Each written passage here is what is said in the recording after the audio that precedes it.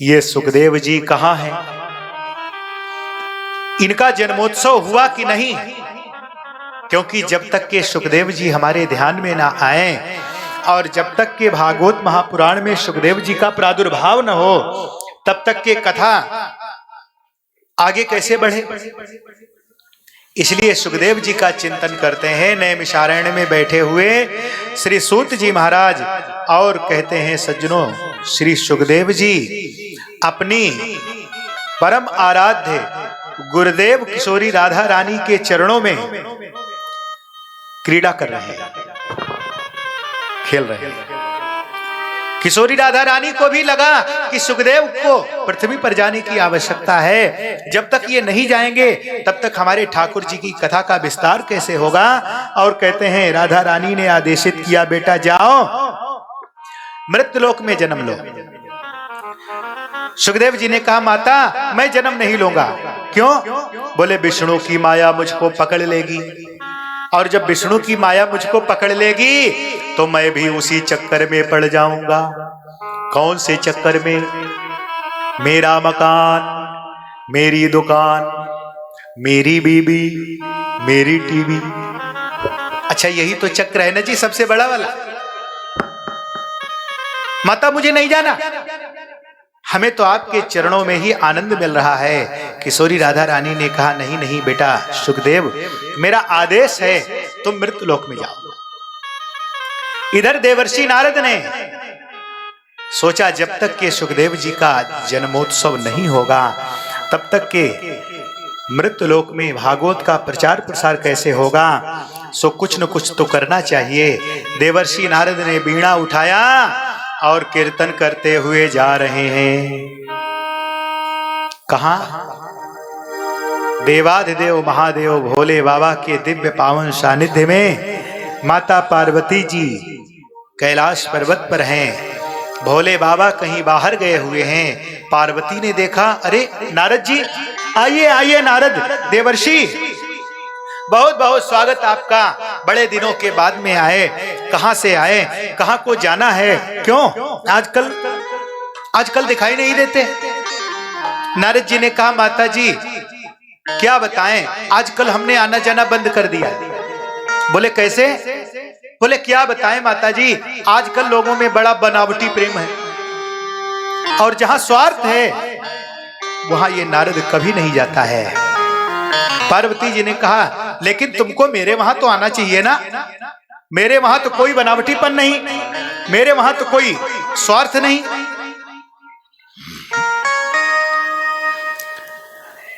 देवर्षि नारद ने कहा, देखो माता बुरा मत मानना, सुर नर मुनि सबकी यह रीति, स्वार्थ लागी करे सब रीति। बिना स्वार्थ के कोई किसी से प्रेम नहीं करता, तो ये स्वार्थ आप में भी होगा जरूर, इसीलिए नहीं आए। पार्वती जी ने कहा, नहीं नहीं नारद, हमारे आपस में इतना प्रेम है भोले बाबा में और हम में, कभी कोई स्वार्थ नहीं, कभी कोई लड़ाई नहीं, कोई बात नहीं। नारद जी ने कहा, तो क्या कभी लड़ाई नहीं होती? बोले हाँ, कभी लड़ाई नहीं होती। अब देवर्षि नारद का सज्जनों स्वभाव आप लोग जानते होंगे ना, जहां कभी लड़ाई न होती हो वहां देवर्षि नारद जी पहुंच जाएं तो लड़ाई निश्चित, और जहां रोज लड़ाई होती हो वहां भी नारद जी पहुंच जाएं तो विशेषता यह है कि लड़ाई को बंद कराने की भी कला है। अच्छा, लड़ाई कराने की कला बहुतों में होती है, लड़ाई बंद कराने की भी कला होनी चाहिए है? प्रेम से कह दो। भोले बाबा ने कहा, माता तो जब नारद जी ने कहा, माता जब ये भोले बाबा आपसे इतना प्रेम करते हैं तब तो आपको वो सब बात बताते होंगे, क्योंकि जब प्रेम ज्यादा होता है तो सारी बातें बताई जाती है एक दूसरे को। तो क्या वो सारी बातें बताते हैं? बोले हाँ हाँ, वो सब बात बता देते हैं हमको। भोले बाबा ने कहा, माता तो एक बात तो जरूर बताई होगी। बोले कौन सी बात? बोले गले में जो दिन रात मुंडमाला पहन के रखते हैं उसमें किसके मुंड लगे हैं, ये बात कभी बताई? पार्वती जी ने कहा, ये बात तो बताई नहीं। नारद जी ने कहा तो प्रेम क्या खाक करते हैं? हे माता, इतनी महत्वपूर्ण बात आपको नहीं बताई। माता तुम जानो, तुम्हारा प्रेम जाने, मैं तो चला। पार्वती जी ने कहा देखो, जिसको पति परमेश्वर मानती हो और पति परमेश्वर मान करके दिन रात चरणों की सेवा करती हूं, मेरे साथ इतना बड़ा कपट, गले में दिन रात मुंडमाला पहन के रखते हैं, उसमें किसके मुंड लगे हैं आज तक बताना उचित ही नहीं समझा। पार्वती जी गुस्सा हो गई। अब तो महाराज श्रृंगार को बिगाड़ दिया और मलिन वस्त्र धारण कर लिए। भोले बाबा आ रहे थे, रास्ते में नारद जी मिले। अरे नारद जी, बड़े दिनों के बाद में आए, चलिए चलिए कैलाश पर्वत पर वहीं बैठेंगे, बातचीत होगी, सत्संग होगा, आपकी सुनेंगे, अपनी सुनाएंगे। नारद जी ने कहा अरे क्या बताएं देवादिदेव, मुझे कहीं जाना है, जल्दी जाना है, वहां पहुंचना है। और सुनो, मैं तो कैलाश पर्वत पर गया था, माता जी वहां अकेली हैं, आप जाइए, वो आपको याद कर लेंगे। शंकर जी ने सोचा नारद जी आज तुम्हारे चरण पड़े हैं, आज तो कुछ न कुछ नई लीला होगी। भोले बाबा आए तो क्या देखा कि माता पार्वती ने सारा श्रृंगार बिगाड़ दिया और कोप भवन में लेटी हुई हैं। बोलो राधे राधे। भोले बाबा ने सोचा कुछ गड़बड़ जरूर है। अच्छा, कहते हैं सज्जनों, भोले बाबा आए और आकर के पार्वती जी से कहते हैं देवी क्या हुआ, आपको किस बात का कष्ट है? किसी ने कुछ कह दिया या मुझसे कोई गलती हो गई? पार्वती जी कुछ नहीं बोलती। अच्छा सज्जनों, पहले बताते हैं, राजा लोग जब वो बनवाते थे महल, देवता लोग अपना जो भी कुछ बनवाते थे उसमें एक कोप भवन अलग से बनवाते थे। और उस कोप भवन का तात्पर्य यह था कि हमारी जब माताओं को गुस्सा आता था तो माताएं हमारी उसी में जाती थी, और उस मकान पे लिखा होता था कोप भवन, मोटा मोटा लिखा होता था अलग अलग।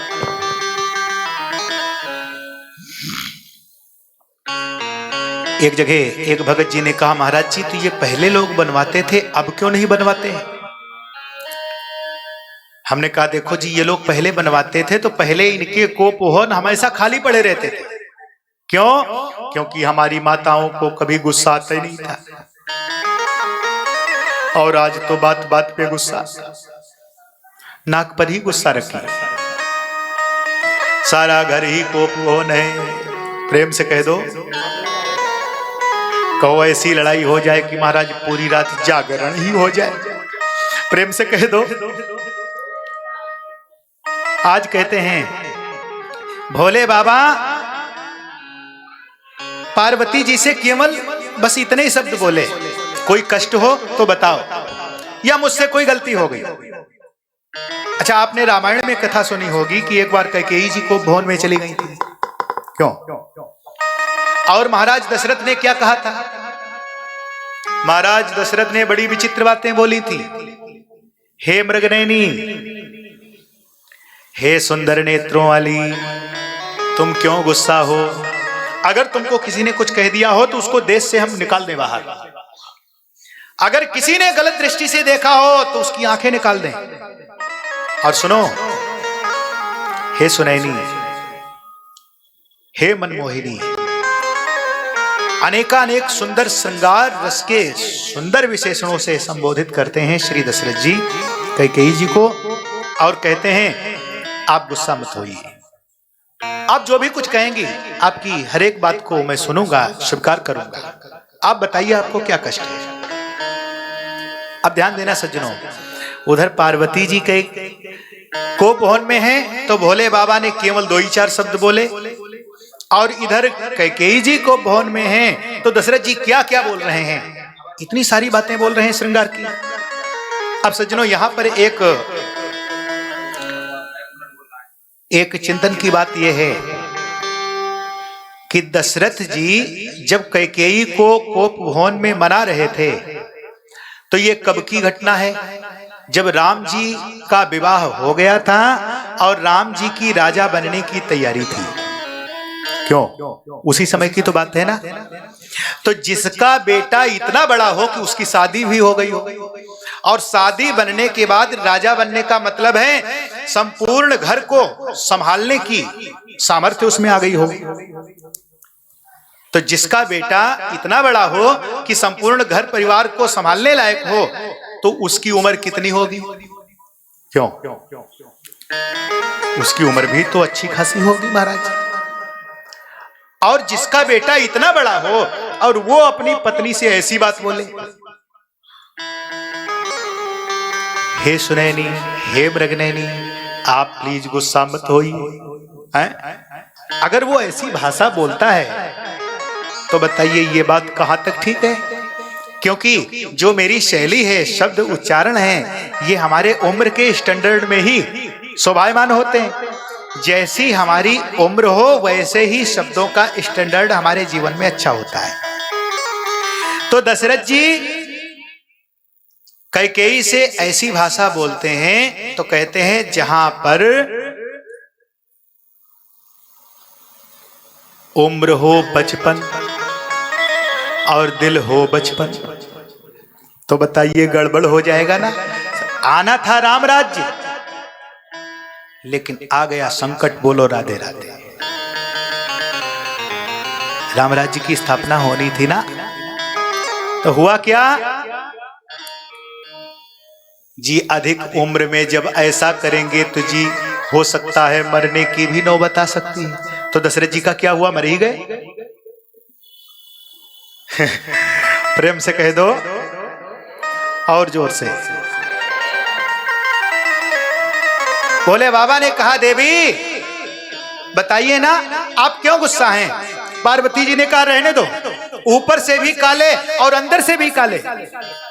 भोले बाबा ने कहा रे काला तो वो होता है देवी जो कपट करता है, जो बात को छिपाता है। और हमने तुमसे कौन सा कपट किया, जो कौन सी बात छिपाई जो तुम हमको अंदर से काले कपटी कहती हो? पार्वती जी ने कहा ये बताओ, गले में जो दिन रात मुंडमाला पहन के रखते हो, इसमें किसके मुंड लगे हैं? ये बात कभी बताई? भोले बाबा ने कहा अरे देवी, इस मुंडमाला में किसके मुंड लगे हैं, इसका सच्चा प्रमाण यदि कोई है तो वो आपका प्रेम है। बोले कैसे? बोले जब जब तुम अपनी लीला को संपन्न करती हो और अपने शरीर को त्यागती हो, मैं तुम्हारे मुंड को अपने माला में पिरो लेता हूं, तुम्हारी याद को बनाए रखने के लिए। पार्वती जी ने कहा मतलब? बोले मतलब यह है देवी जी कि ये सब तुम्हारे ही मुंड है। मेरे मुंड? इसका मतलब मैं इतनी बार मर चुकी हूं? हाँ देवी, आप इतनी ही बार अपने शरीर को छोड़ चुकी हैं, ये सारे मुंड आपके हैं। पार्वती जी ने कहा तब तो तुम महाकपटी। बोले कैसे? बोले आपने ऐसी कौन सी दवाई खा रखी है कि जो आप मरते नहीं और हम रोज मरते? भोले बाबा ने कहा देवी, हमने अमर कथा का पान किया है। ये अमर ग्रंथ, ये मुक्ति पंथ, नव ज्योति जगाने वाला है। हम लोग भागवत जी की आरती गाते हैं तो यही तो गाते हैं ना, ये अमर ग्रंथ, ये मुक्ति पंथ, ये सुख करनी, ये दुख हरणी, श्री राम यही, घनश्याम यही, और पापियों को पाप से है तारती। बोलो राधे राधे। कहते हैं सज्जनों, भोले बाबा ने कहा देवी ऐसी अमर कथा का हमने पान किया है। पार्वती ने कहा स्वामी आप मुझको भी इस कथा को सुनाइए। भोले बाबा ने कहा हम तुमको जरूर सुनाएंगे, लेकिन कथा सुनने के 3 नियम हैं। बोले कौन कौन से? बोले पहला नियम है कथा एकदम व्यासपीठ के सामने बैठ करके श्रवण करना चाहिए। और दूसरे, कथा के बीच में बोलना नहीं चाहिए, कथा के बीच में उठना नहीं चाहिए, कथा के बीच में सोना नहीं चाहिए। बोलो राधे राधे। और एकदम व्यासपीठ के पीछे बैठ करके कथा सुनना शास्त्रों में निषेध है। देवी, और मेरी आदत है कि जब मैं कथा सुनाता हूं तो फिर मैं अपनी आंखों को बंद कर लेता हूं। और तुम कथा सुन रही हो कि नहीं मुझको पता कैसे लगेगा, इसके लिए तुमको बीच में हुकारा लगाना पड़ेगा, ओम ओम का उच्चारण करना पड़ेगा। पार्वती जी ने कहा स्वामी हम जरूर बोलेंगे, और आप तो कथा श्रवण कराइए। सन्मुख बैठी हैं प्रधान श्रोता के रूप में जगत जननी मां पार्वती जी, और देवाधिदेव महादेव भोले बाबा वक्ता के रूप में आसीन है कैलाश पर्वत पर, और कथा श्रवण करा रहे हैं माता पार्वती को। और माता पार्वती जी ओम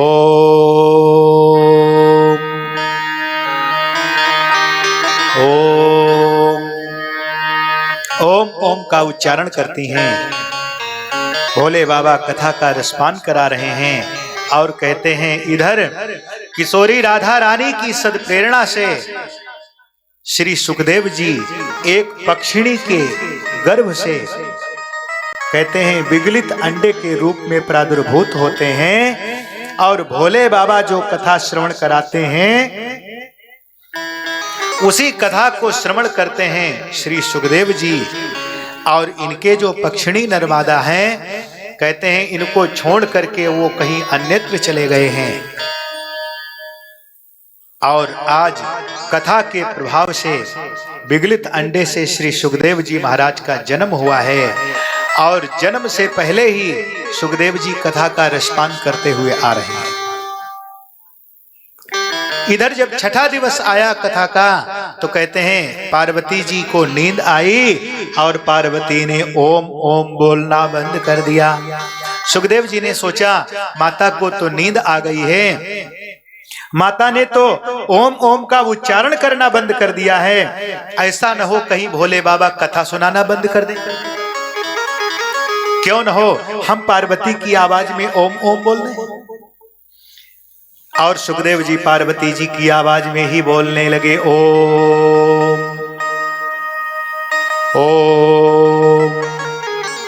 भोले बाबा कथा श्रवण कराते हैं। सप्तम दिवस की कथा विश्राम हुई। बोलिए श्रीमद् भागवत महापुराण की जय हो। जैसे जयकारा लगा माता की आंख खुली। स्वामी और आगे सुनाइए। आपने भगवान श्री कृष्ण के सुदाम गमन की कथा सुनाई, और भगवान श्री कृष्ण अंतिम उपदेश उद्धव को दे रहे हैं। उसमें क्या क्या कहते हैं ये बताने की कृपा करें, क्योंकि छठे दिवस में यहीं तक कथा जाती है। और यहीं पर माता को नींद आई। भोले बाबा ने कहा क्या मतलब? बोले स्वामी हमको तो नींद आ गई थी, हम तो सुन ही नहीं पाए कथा, और आपने कथा विश्राम कर दी। भोले बाबा ने कहा आपने अगर कथा नहीं सुना तो फिर ये आपकी आवाज में दूसरा कौन बोल रहा था? इधर देखा कुछ नहीं, उधर देखा कुछ नहीं, पीठ पीछे देखा नन्हा सा हरियल तोता बैठा हुआ, और माता पार्वती जी की आवाज में ही ओम ओम ओम ओम का उच्चारण करता है। भोले बाबा ने कहा अच्छा तो इसने कथा सुनी है, देखो इसने कथा सुन ली है, इससे तो मुझे कोई आपत्ति नहीं है, लेकिन इसने व्यास पीठ के पीछे बैठ करके कथा सुनी है, इसलिए इसको दंड मिलना चाहिए। और भोले बाबा ने सुखदेव जी को मारने के लिए त्रिशूल उठाया। सुखदेव जी ने देखा भोले बाबा मारने आ रहे हैं, सुखदेव जी उड़े और पीछे से भोले बाबा भी उड़े।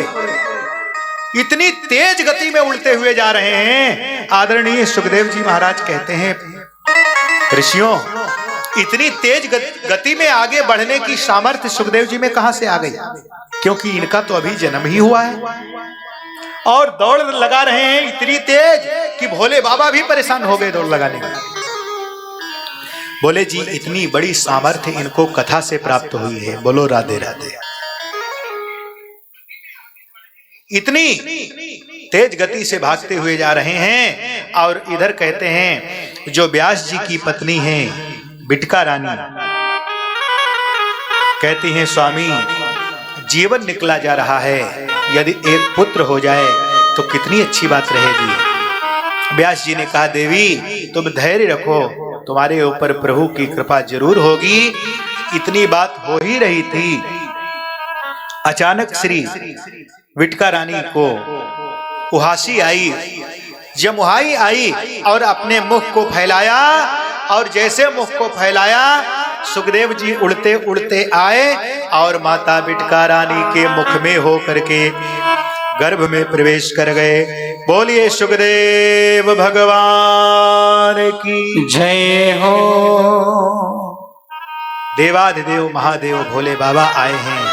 व्यास जी ने उनको नमन किया है और कहते हैं सज्जनों 12 वर्ष तक अपनी मातृ उत्तरा के गर्भ में रहे हैं, अपनी माता श्री विटका रानी के गर्भ में रहे हैं श्री सुखदेव जी, और जन्म लेते ही सीधे सीधे सन्यास जंगल को चले जाते हैं।